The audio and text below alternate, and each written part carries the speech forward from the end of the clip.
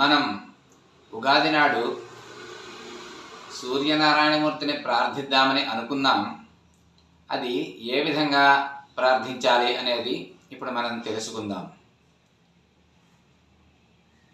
మనం ప్రతిరోజు కూడా స్నానం చేసిన వెంటనే సూర్యుడికేసి తిరిగి, నాయన ఆయురారోగ్య ఐశ్వర్యాది సకల భోగభాగ్యాలను అనుగ్రహించు నాయన అనే ఒక నమస్కారం పెట్టుకుని మన నిత్యకృత్యంలోకి ప్రవేశించడమే సూర్యనారాయణమూర్తికి నమస్కారం పెట్టుకోవడం.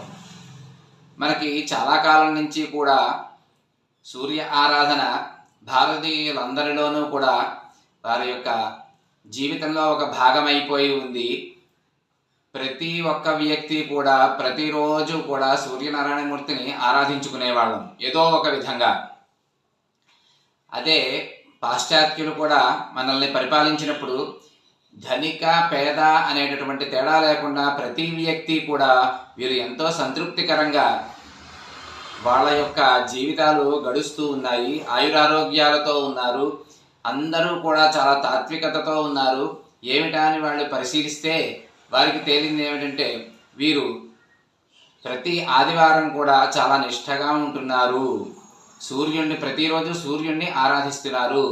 అటువంటి ప్రత్యక్ష దైవమైనటువంటి సూర్యనారాయణుడిని ఆరాధించడం మనందరికీ కూడా అలవాట్లో ఉండేది. కాలక్రమేణా మనం నాగరికత పేరుతోటి ఇవన్నీ కూడా విస్మరిస్తూ వచ్చాము. అయితే ఈ సూర్యనారాయణుడిని ప్రార్థించడం వల్ల మనకి అనేక లాభాలు ఉన్నాయి. ఇంకనూ ఏదైనా అవకాశం ఉన్నవాళ్ళు ప్రతిరోజు కూడా ఆదిత్య హృదయాన్ని పఠించవచ్చు.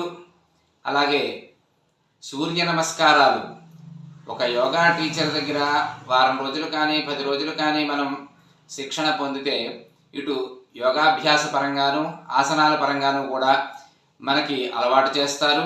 దానివల్ల కూడా శరీరానికి కూడా చాలా ఉపయోగం ఉంటుంది. అందువల్ల ఇది ప్రతిరోజు చేయడానికి కూడా ఈ సూర్య నమస్కారాలు 12 సూర్య నమస్కారాలు చేయడానికి కూడా ఒక పావు గంట 20 నిమిషాల మించి పట్టదు. అందువల్ల అవకాశం ఉన్నవారు వీరందరూ కూడా ఇలా సూర్య నమస్కారాలు కూడా చేసుకుంటే వారి యొక్క ఆరోగ్యం చాలా చక్కగా ఉంటుంది. వారికి ఆయురారోగ్య ఐశ్వర్యాది సకల భోగభాగ్యాలు కలుగుతాయి. అలాగే ఇటువంటి విశేషమైనటువంటి అలవాట్లన్నీ కూడా మనకి ఉండేవి. రాను రాను కాలక్రమేణా వాటిని మనం విస్మరిస్తూ వస్తున్నాము.